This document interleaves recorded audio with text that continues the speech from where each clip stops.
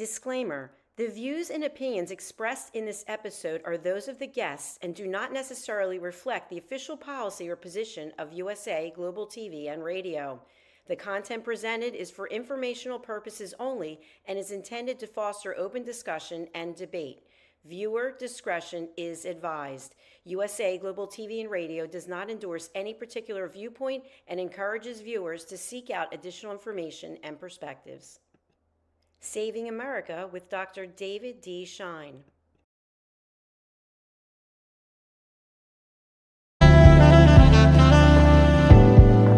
Welcome to USA Global TV and Radio, where our mission is to provide education, entertainment, hope, and inspiration. USA Global TV and Radio connects you with experts and audiences all around the world every single day to help you succeed in business and to live a richer life. Visit us at usaglobaltv.com to learn about career and life-changing training and mentoring programs like the Listening Mentor. Subscribe to our newsletter to stay informed about our special programs and offers. Discover how you can become a guest on one of our shows or a host or producer of a USA Global TV and Radio show of your very own. That's USA Global TV and Radio, where the doctor is always in.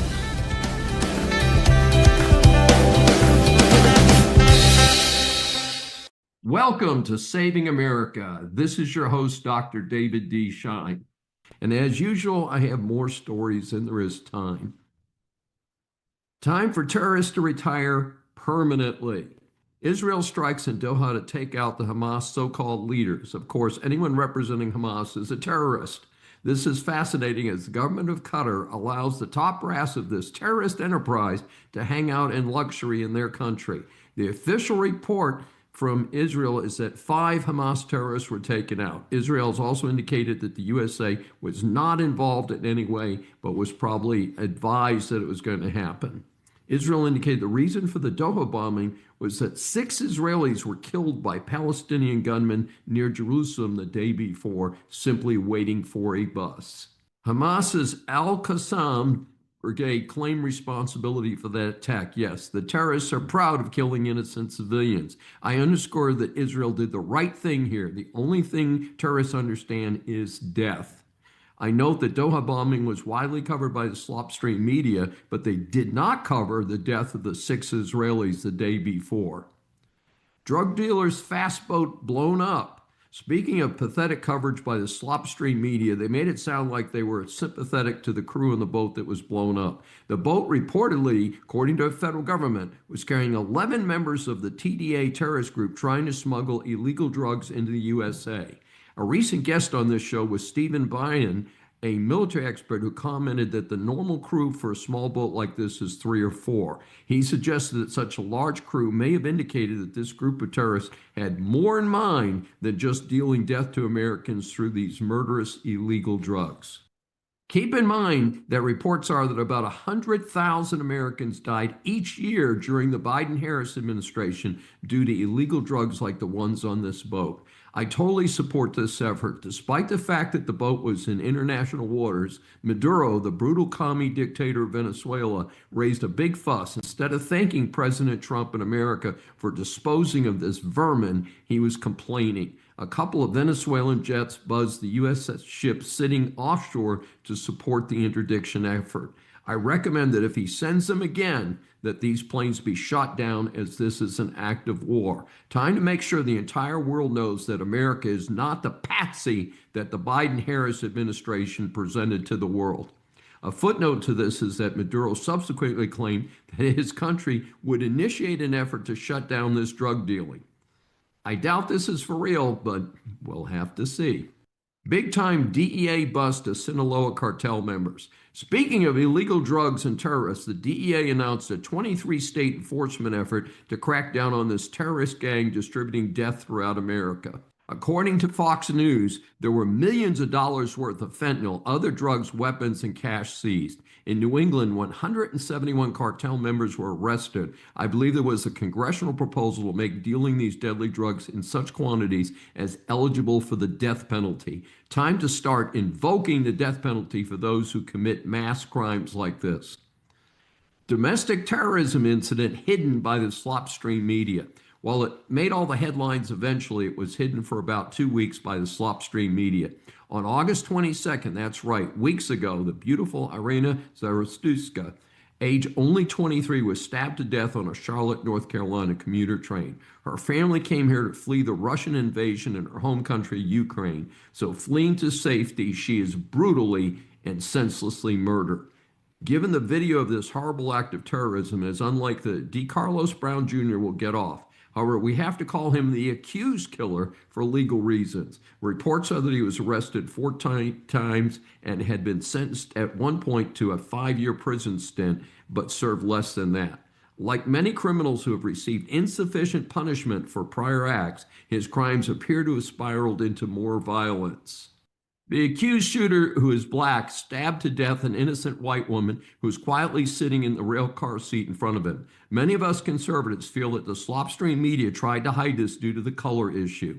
Had the colors been reversed, it is highly likely it would have been the headline for newscasts across the country on August 22nd. The Trump Justice Department is on track, and the accused reportedly said, "I got that white girl," will be charged with a hate crime under federal law. That could lead to the death penalty. As a longtime proponent of the death penalty, I support it in this case for sure. He was on the street since he was most recently released on his own recognizance by Magistrate Judge Teresa Stokes. At least one article claimed that Stokes is also Director of Operations at Second Chance Services, a mental health and addiction clinic in Charlotte, North Carolina. The suggestion being that she had hoped to make the accused a customer of the clinic. I don't know how that all fits together. Hard to tell from the limited information available. Liberal judges and prosecutors have unquestionably been soft on crime, contributing to the current crime wave across the country. Highly visible young conservative leader gunned down. Continuing my coverage of terrorism in America, on September 10th, the eve of the 24th anniversary of the horrific terrorist attack on America on September 11th, 2001, conservative activist Charlie Kirk was gunned down while speaking at Utah Valley University. The founder of Turning Point was only 31 years old with a beautiful young family. He was described as a strong Christian and a true family man. His wife and children will suffer for the rest of their lives due to this unthinkable tragedy. This is, in my opinion, yet another terrorist attack in America. I did not know him personally, but at many times I saw him on TV. I agreed with his statements and positions most of the time. This has been described as a political killing, and everything that's come out since then certainly indicates that. I recently called for a toning down of the extreme hate talk, especially by the left. Left-wing comedians have joked about killing candidate and now President Trump. This cannot be tolerated even under our liberal freedom of speech laws. I repeat my demand that we start taking more action against lefties who call for the death of President Trump and other conservatives. I was in Washington, D.C. on 9/11. I was in my car in an incredible traffic jam for 4 hours on the Washington Beltway. To my left, the 5-mile-high black cloud of smoke rose from the plane that was deliberately crashed into the Pentagon. I will never forget that day. I still feel angry at those who orchestrated it and those who committed the hijacking. Even 24 years later, a lawsuit has just been allowed to proceed against the country of Saudi Arabia for its part in this massive terrorist attack on U.S. soil. Regarding the killer of Charlie Kirk, we only have preliminary information, but it does appear that, as earlier reported, that this was a politically motivated killing, which again, in my opinion, makes it a terrorist act. And I certainly call for the death penalty. Follow the money is a very appropriate phrase. The phrase got a good workout when the Senate recently called RFK Jr. to testify about what was happening with HHS, Health and Human Services. Specifically, a head of the agency, CDC, was only on board for a month when she was fired. The controversy involved whether she was doing the right thing and got fired, meaning it was political, or she was failing the American people. The hearing itself was a 3-hour shouting match and there was no resolution. The most humorous part was when the failed senator from Massachusetts, Elizabeth Pocahontas Warren, went after him on COVID vaccines. But she has received almost $1 million from the pharmaceutical industry. Kennedy shoved that down her throat in a highly appropriate moment. This triggered observers to recall the famed "follow the money." I do want to note that I have mixed emotions about RFK Jr. First, he is not a health professional, and he is for certain a far left liberal in his politics. On the other hand, you often need to break some eggs to make an omelet. Banning petroleum-based colors in kids' candy makes a lot of sense.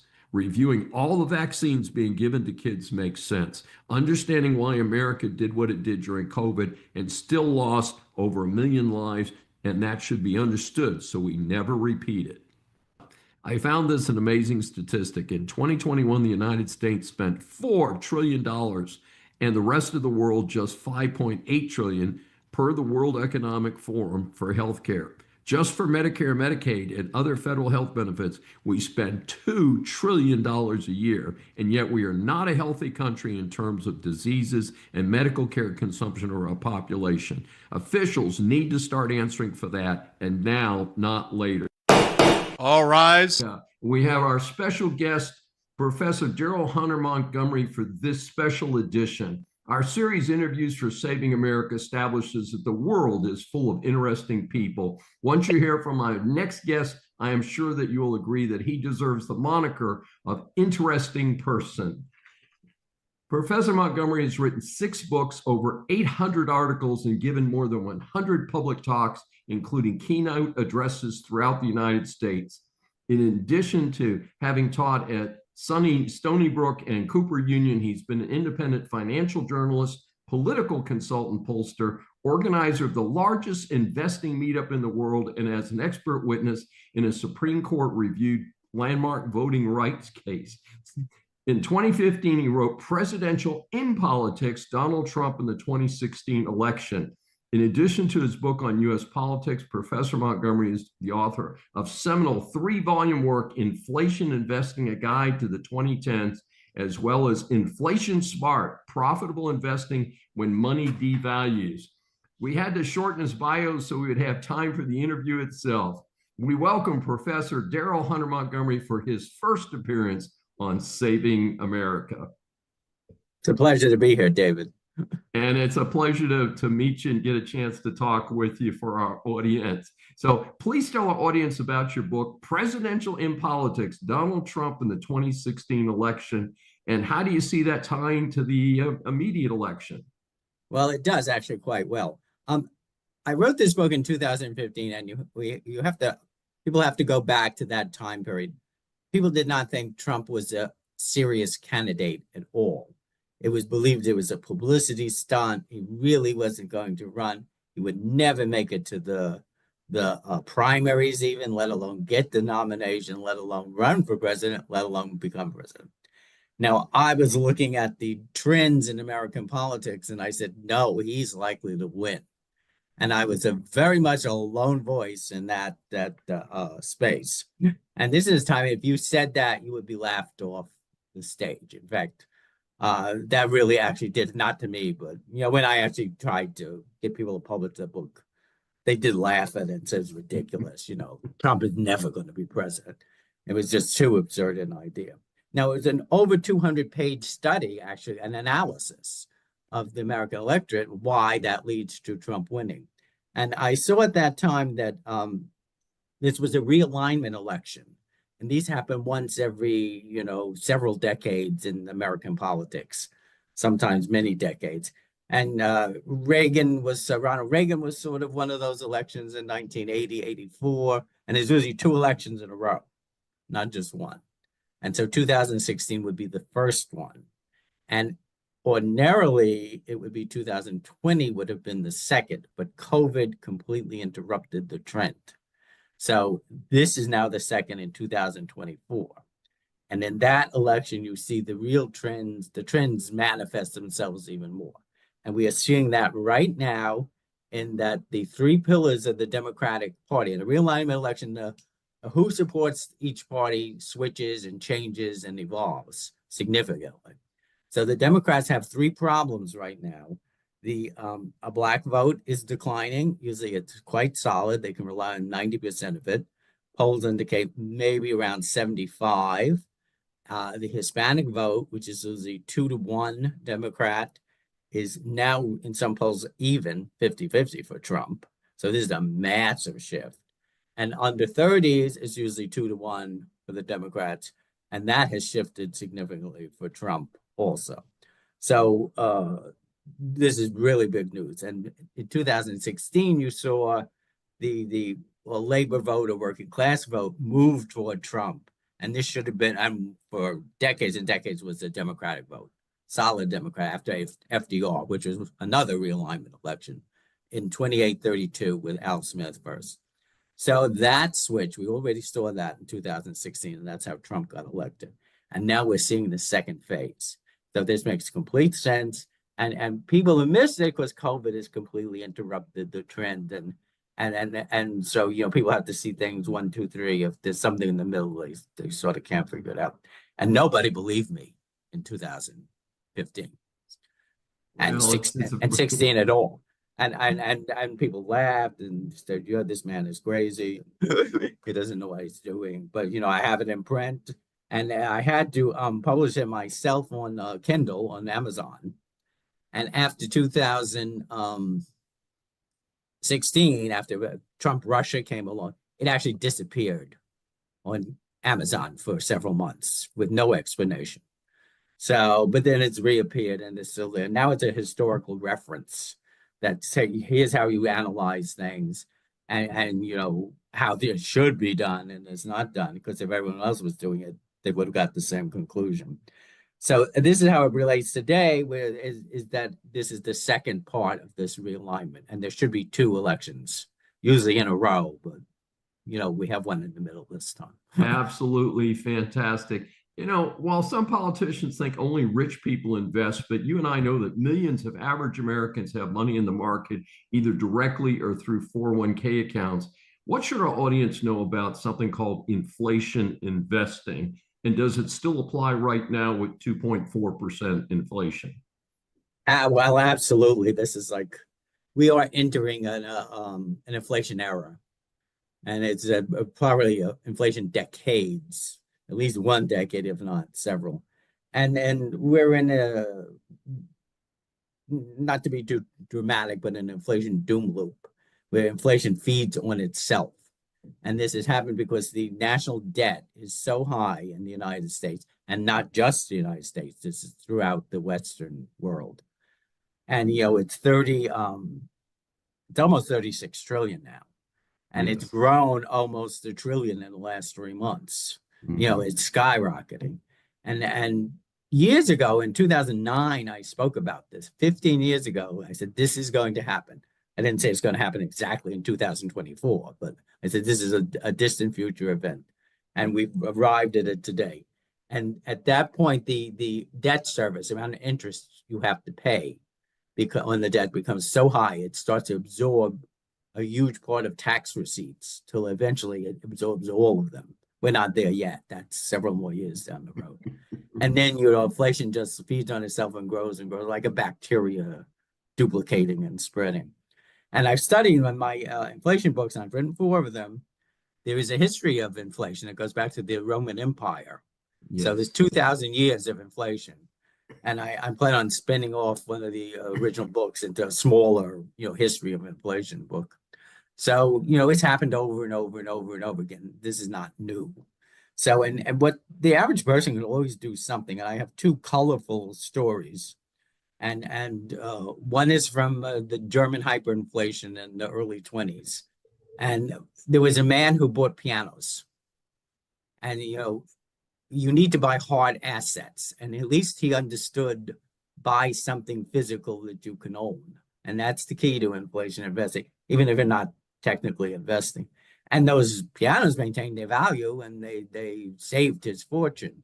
So it's rather odd. I'm not recommending anyone do this, but it's a rather odd thought. And people will come up with sort of creative, interesting solutions. And I have a more interesting story from the earlier 2000s when Bush gave money. There was some federal distribution to people, and poor people got more money. And I knew these people who ran a tax service in a sort of ghettoized area. And there was a colorful character that hung around, very uneducated. And he took the money and he bought a gold tooth that he could put in and out of his mouth. And it actually was gold.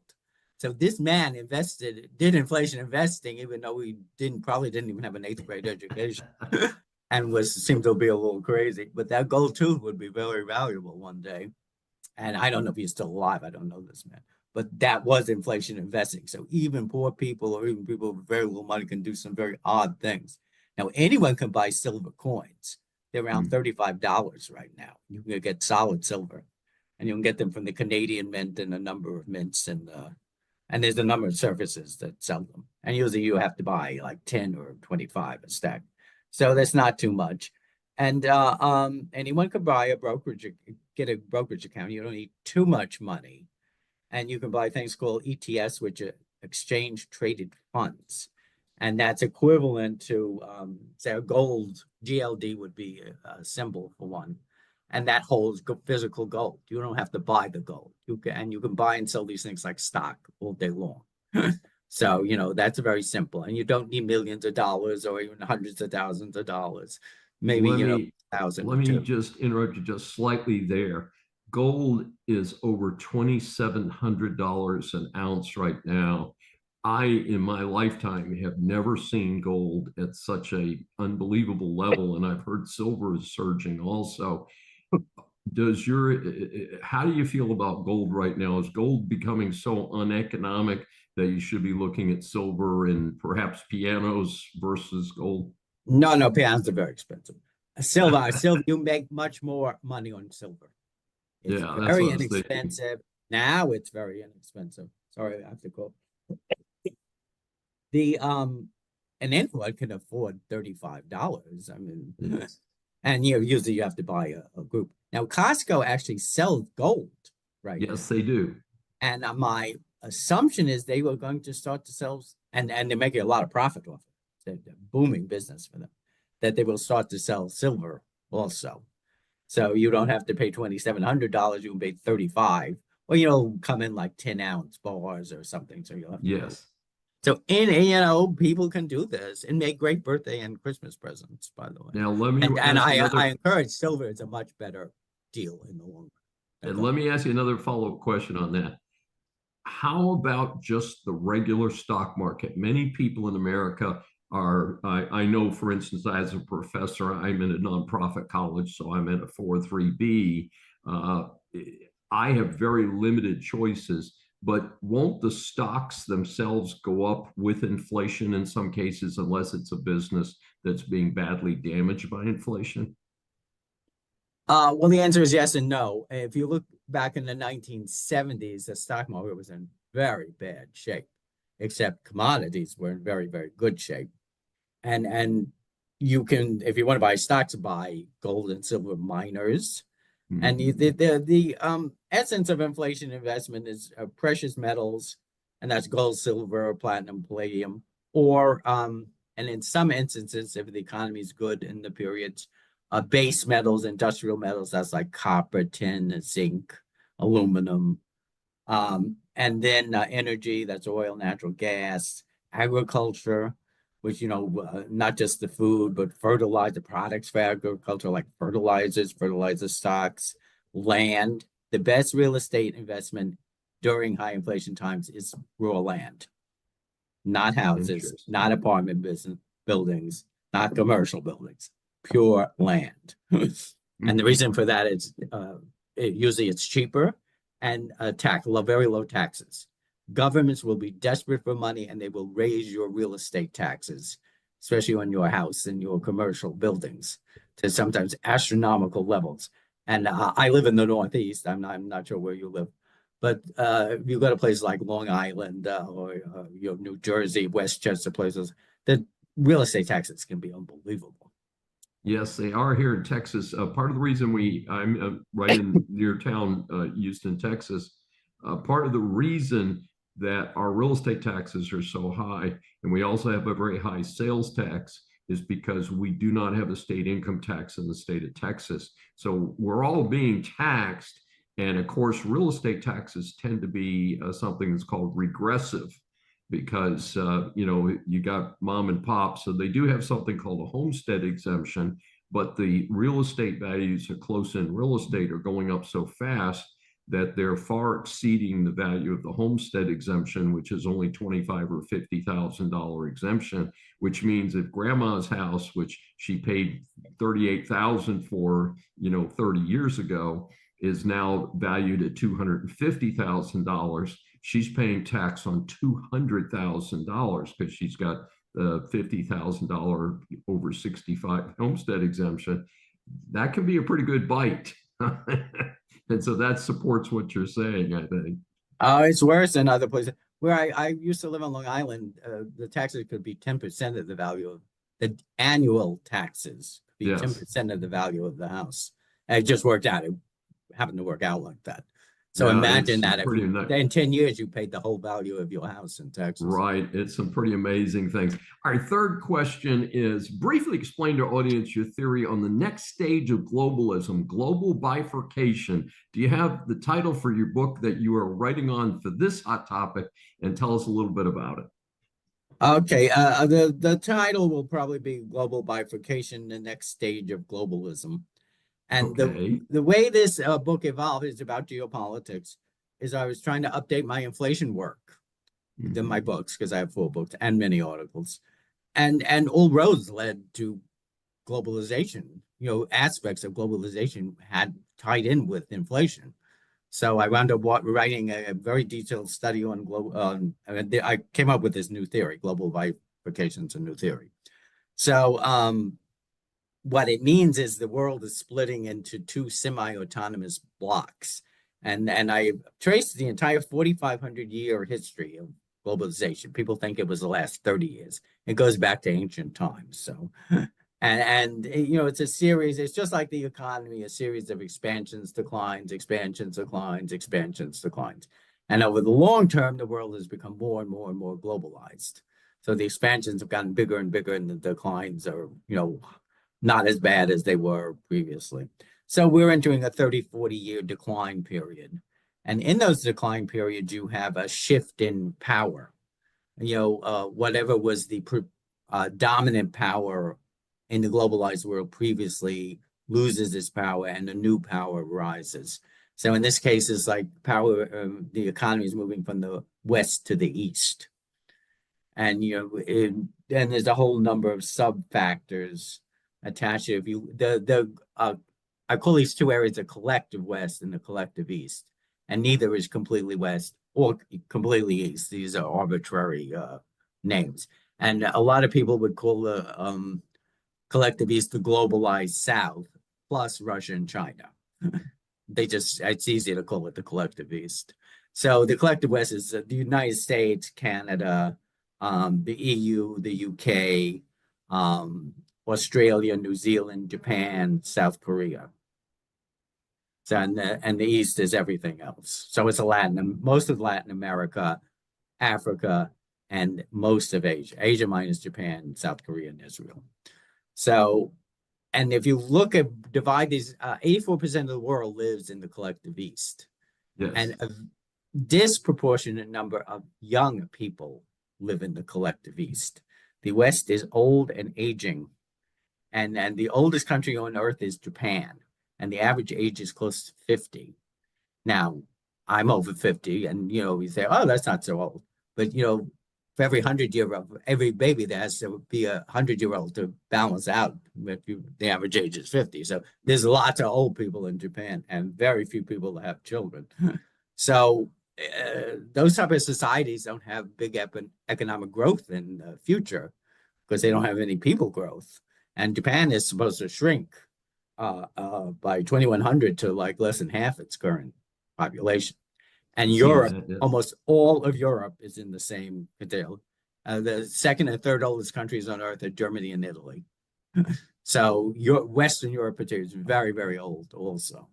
So this is not, demography is destiny. Well, the destiny is in the East with the young people and leaving the West. So, and there's a number of other factors. You know, there was just a BRICS meeting. This is one of the organizing Yes. entities for the collective East.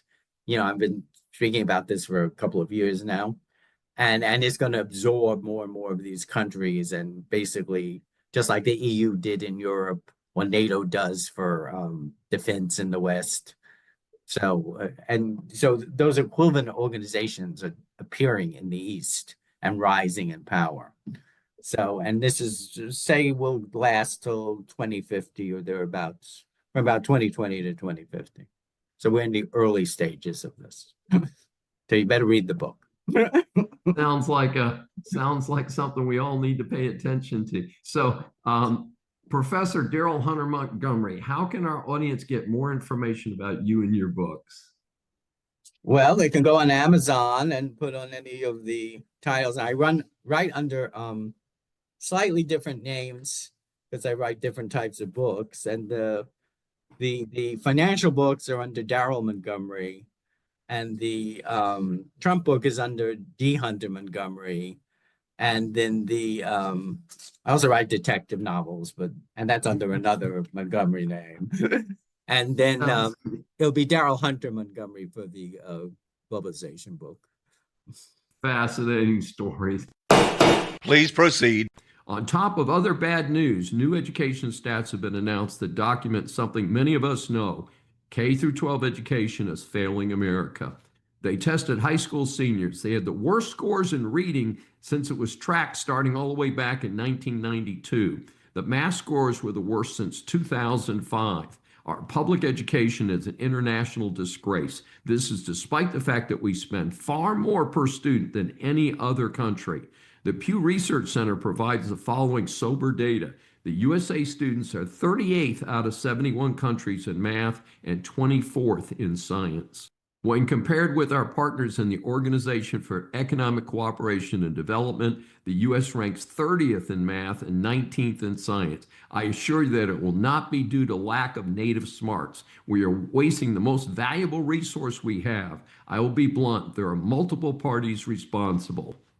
First, I fault the teachers' unions. If it was in my power, I would ban K through 12 teachers' unions. In Texas, we have a bit of a break since they cannot strike here in Texas. It is still a problem. I encourage parents with struggling students to sue the local teachers' unions for keeping their kids out of the classrooms during COVID and their woke policies. Second, parents must emphasize real education above all else. Take away the phones and iPads. Focus on reading and math. Third, multiple tracks, no matter what happens.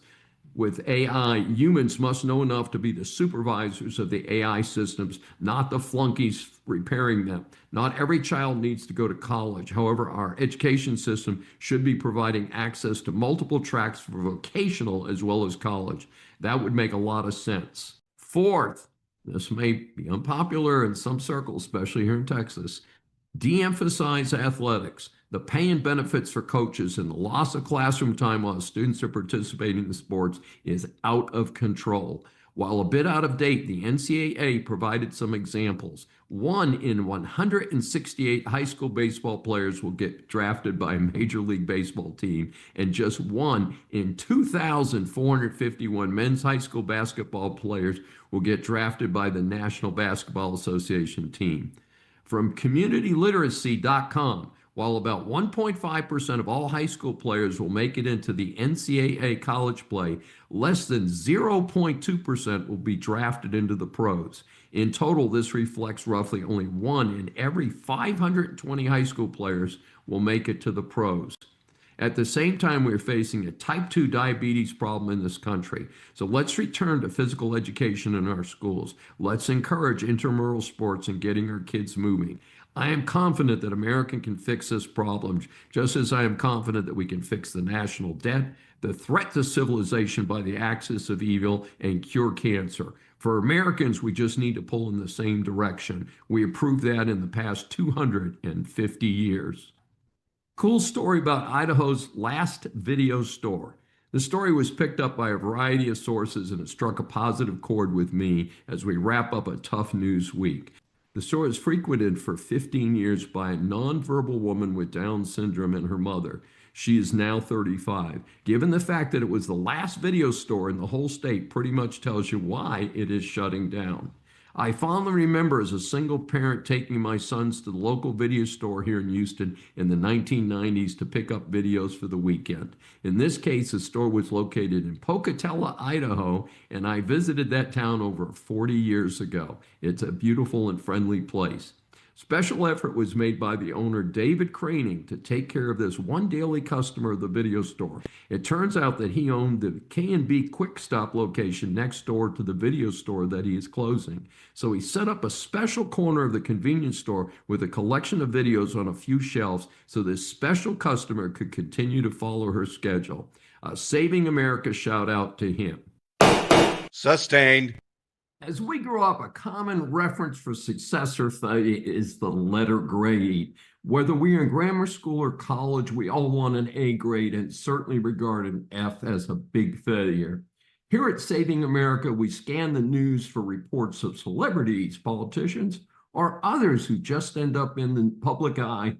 So the A grades are awarded to people and organizations for great service to their communities, and the F grades, of course, are unfortunately more common, are awarded to those who need to do a lot better.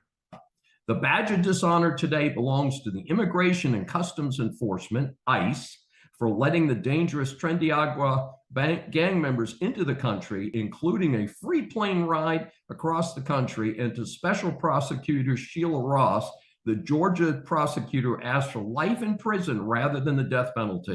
So the scourge of the earth is allowed into this country and given something called parole by ICE. That included a work permit. At taxpayer expense, they fly him to New York City. His fingerprints are checked and he is confirmed as a criminal, but they still allow him to stay in the United States. He reportedly committed a separate criminal act, but again, is not prosecuted or tossed out of the country. He gets a free plane ride at his request for a humanitarian flight to Georgia. The trial evidence against him was overwhelming. This was a clear-cut case for the death penalty. He has just been convicted on all counts of murdering the 22-year-old nursing student, Laken Riley, in Athens, Georgia, in February of this year. Why? Why was this not an express ticket to death row? There is no point to taxpayers feeding and housing this excuse for a human for another 50 to 60 years. So Saving America awards today's F grade to the ICE, and especially for the Soros-backed prosecutor, Sheila Ross, who did not ask for the death penalty for the gang member and cold-blooded murderer of Laken Riley. Motion denied. Maine governor clueless on what America wants. Of course, Maine Governor Janet Mills has openly defied the Trump administration executive order enforcing Title IX to prohibit biological males from women's sports and locker rooms. This means she is also defying her own voters who strongly favor protecting women in sports. The latest is the best U.S. Attorney General in the years, Pam Bondi, has filed suit in federal court to protect the rights of women and girls in Maine. I note that the left-leaning USA Today called supporters of the lawsuit anti-trans activists. Sorry, you jerks. Advocating for the rights of women is not being anti-trans, it is being rational. Despite the small number of biological males playing in high school and collegiate sports, the number of injuries is disconcerting. This is about safety, and that is why it is so popular with the American public. Please raise your right hand. The Newsom Medicaid scam. I'm already on record as asking the Trump administration to deny any federal fire assistance due to the LA fires, since we should not help out such a failed administration. Why should the rest of us overtax folks bail out such waste? Now the fool California Governor Newsom is asking the feds to bail out Medicaid there after he threw nearly $10 billion in aid to illegals in the state. In what universe is this a rational thing for California to request of the rest of us? While we're at it, time to end the billions of dollars that loser, the famed California bullet train to nowhere. If it is such a good idea, Californians should pay for it themselves. Objection, Your Honor. Texas Governor Abbott responds to lawmakers' hateful remarks. The latest scumball Dem to gain publicity for stupidity is Texas Representative Jasmine Crockett. She doubled down on stupid by referring to Texas Governor Abbott, who has been in a wheelchair for about 40 years, as Governor Hot Wheels. She said this at a recent Human Rights Campaign dinner. Abbott said that he found the remark disrespectful. As a typical out-of-touch Dem, she claimed it was because he wants to block illegals from entering the U.S., not his disability. Then when Abbott's supporters called her out, she attacked them, not apologizing for her own insensitivity about human rights. May I remind you, you're still under oath. An interesting article from the Heritage Society's The Charge newsletter contains some stunning statistics on how dependent the U.S. is on critical minerals from other countries. It indicates America is entirely dependent on imports for 15 critical minerals and more than 50% reliant on imports for an additional 29 minerals. Worse, much of the dependency is with our leading international opponent and threat, China. China, never our friend, is now blocking sales of some of these minerals. This is consistent with my concern about the U.S. dependence on pharmaceuticals. This also justifies Trump imposing a tariff of 54% on Chinese imports of these minerals in order to encourage alternative sources and hopefully domestic development. Some of those alternative sources are Ukraine and Greenland. Silence in the court. Commies oppose the Department of Education closing. As a professional educator, some of my audience might be surprised that I support closing the Department of Education. Major protests are by the teachers' unions, not the overtaxed and underserved taxpayers. Note that. First, education is a responsibility of parents and local schools.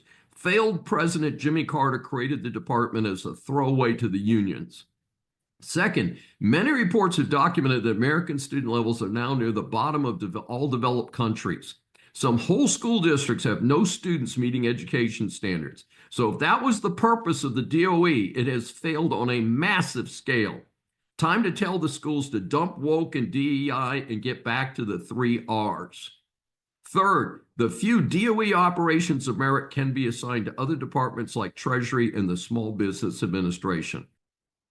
I'm okay with targeted support for poorer school districts, but consider that there are still states administration between Uncle Sam and these local districts.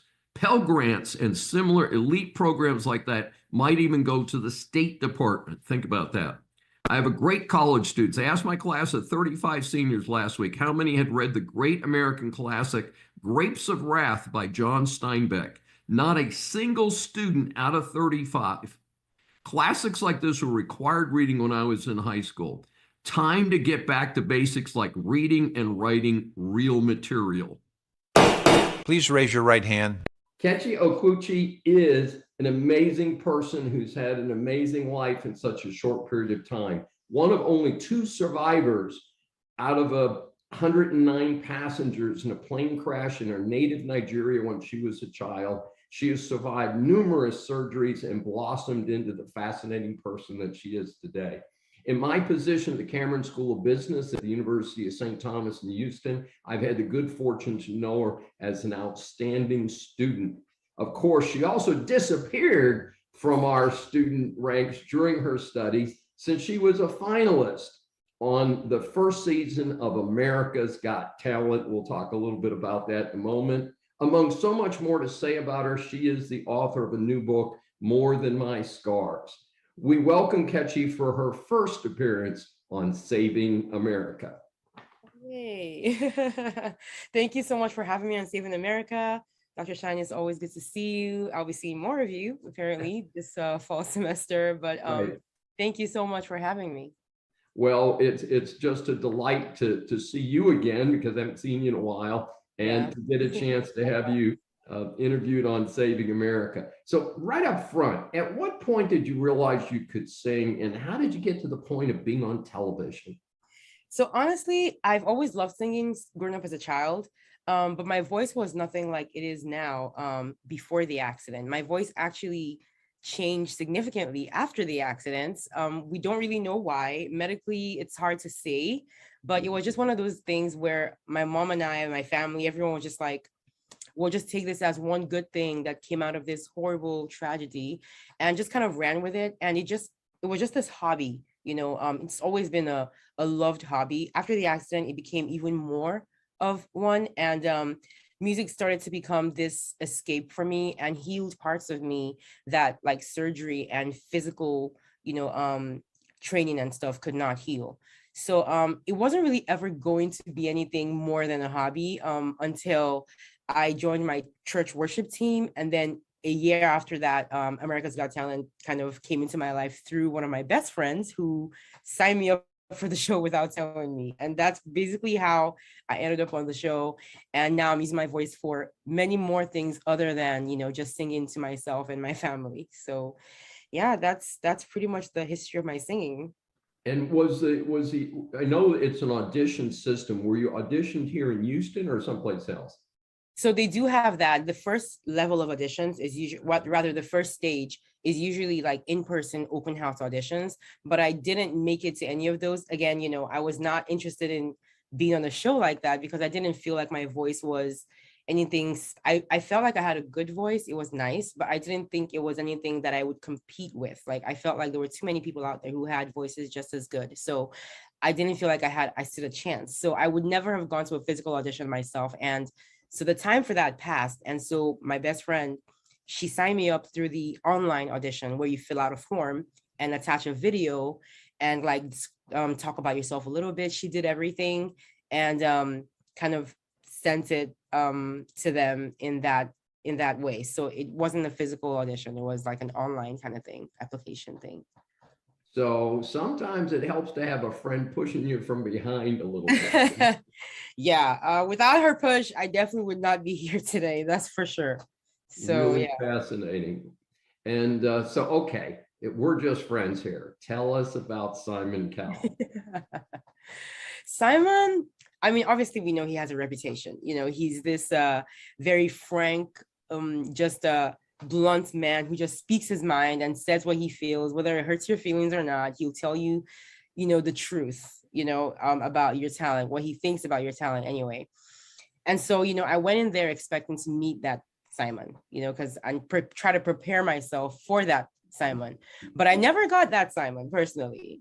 I got a very nice, encouraging, sweet Simon that was extremely supportive of me. And I felt like when he saw me, he just took a liking to me and wanted to kind of root for me. And I think that was just like the vibe that I got from him. I'm not saying he wasn't his usual self on the show to other people, but luckily that energy was never directed at me. And I have to say that was extremely relieving because having someone like him in your corner is extremely validating and definitely helps you kind of feel a little more confident in what you have to bring to the table. So yeah, that's my story on Simon. I got the nice Simon for sure, but like I saw that not everyone got that Simon. So I was just happy, I wasn't the one who got the, the other version of him. So but yeah, that version of him is still out there, very alive and well and kicking. So super. Well, to answer question number 3, and we usually ask 3, we're going to ask you 4 today. Okay. I am a big fan of working to control and reduce bullying in the workplace and in school. And I read that you are also an advocate for prevention of bullying. Tell us a little bit about your efforts in that area. So bullying prevention is something that resonates very deeply with me, not because of what I experienced with bullying, but because of what my little sister experienced when we first moved to America. She had a very hard time adjusting and adapting, and the people around her did not make it easy for her. And I had to witness that, and put out a lot of fires along with my parents and just try to help her not to internalize any of the stuff that she was hearing about herself or how she was being treated. And thank God, what we try to teach her stuck rather than what the bullies did to her, because she blossomed into a very confident and self-assured young lady and has been that way ever since. But that experience that I had observing and protecting her during that time when things were really rough for her made me realize that I would want to be a part of something that would help prevent other kids from going through something like that as much as possible anyway. And then there's also the layer of there's a layer added to my situation where I didn't experience bullying as a burn survivor, particularly, like specifically, but I was aware that a lot of burn survivors do go through bullying simply because of how different that they look. And so those two things kind of came together and made me have this drive to use whatever platform I end up ever having to, at least in some way, use it in some way to promote bullying prevention. So how do I do this? I work with a bunch of different organizations. One of the most prominent ones would be one called Be Strong. They are a student-led bullying prevention organization. And I think that's what stuck to me the most, which is why I work with them the most. I love the fact that they're not student run, but student led. So they have a lot of events and they have a lot of platforms that they allow their students, like their participants who are their members who are students, to kind of take charge of speaking out against bullying and talking about prevention of bullying. So they are using the demographic that goes through that the most, to speak out against that, speak out against bullying. And I think that's a very effective way to do it because kids are more likely to listen to each other, so that's why I work with them the most. And so what we try to do, and what I try to do, however I can, is to kind of teach three very important things. Number one is self-love. I think that everything stems from how you feel about yourself. In other words, the more you accept yourself, the more you accept your flaws, everything about you, good and bad, it makes it harder for someone else to make you feel bad about those things. So this is something I can speak about from experience. I know that being the way that I am has a lot to do with me being authentic and presenting that authentic self to the world as much as possible. And I feel like people need to learn more about how to do that as early as possible because it helps you combat bullying, because no one can make you feel bad about yourself if you've accepted yourself. So that's the first step to me. And I try to show that in my social media, in everything that I put out there on the internet. Second thing is cyberbullying, another thing I experienced on AGT. And I try to teach people, how to just deal with that, which is, at least for me, was either ignore or block. And then if it gets too bad, report, but never engage. Engaging is the last thing you want to do because it gives these people's ego the attention that they do not deserve. So that's another thing that I try to teach. And then the last one is accepting your flaws. I think that a lot of people have a lot of difficulty in doing that. And that's why bullies latch on and use that thing you feel bad about to make you feel bad. But when you accept that thing, a lot of times those things that make you unique can become your superpower. And for me, that's what my burns have done. They've given me this avenue to kind of this uniqueness that allows me to kind of I draw strength from it, and it allows me to put out this message that I put out into the world.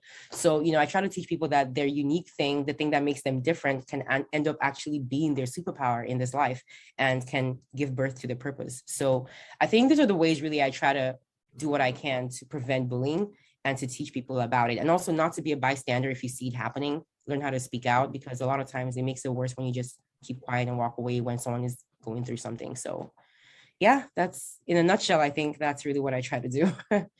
Well, fantastic. Yeah, I attended Catholic school, kindergarten through 8th grade, and the nuns were not very sensitive to the issue of bullying. I was bullied a lot from like 2nd grade to 5th, 6th grade.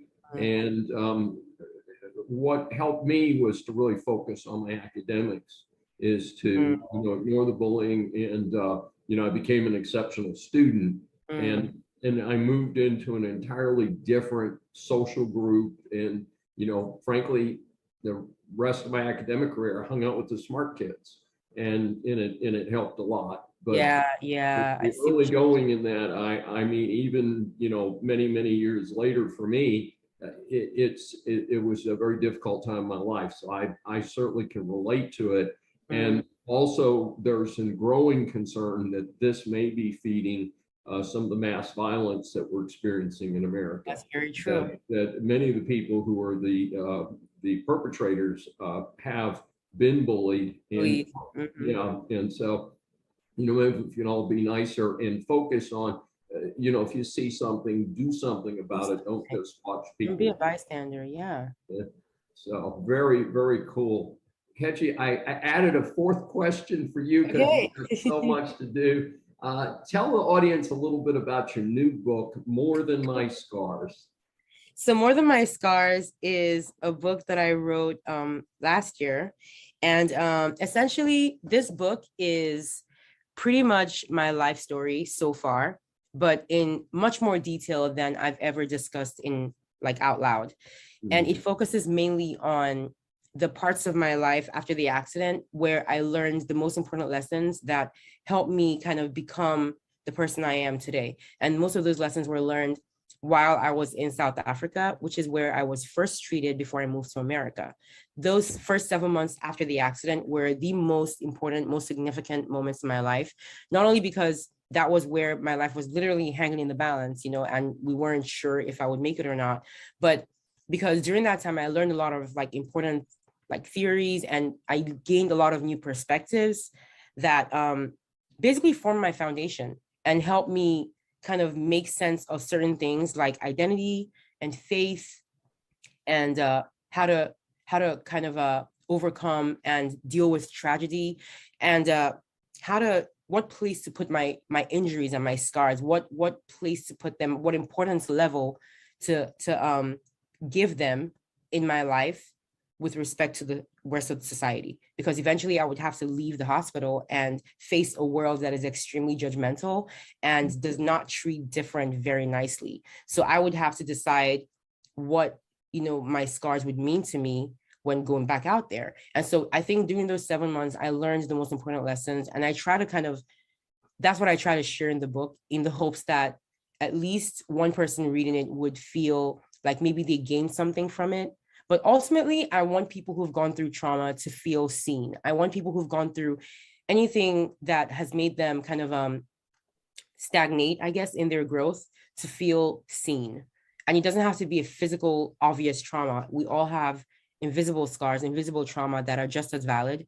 And I wanted to validate all those kinds of trauma to anyone who reads, and to let them know that they are seen and their feelings are valid, and that there are ways to get over this kind of trauma. There is life to look forward to after trauma. And I wanted my life to be an example of that. So that's why I wrote the book, and shared all the nitty-gritty stuff about my story, not just the nice sounding things like, how she grew, she's confident, she's this, she's that, but like the difficult stuff that I had to overcome to become this person today, So I think we can all relate to that anyway, even if we kind of all relate to a plane crash, but that's what I wanted to share. And so far, I think the response has been extremely heartfelt and very relieving. Makes me feel like I did the right thing by writing it. So yeah, that's what my book is about.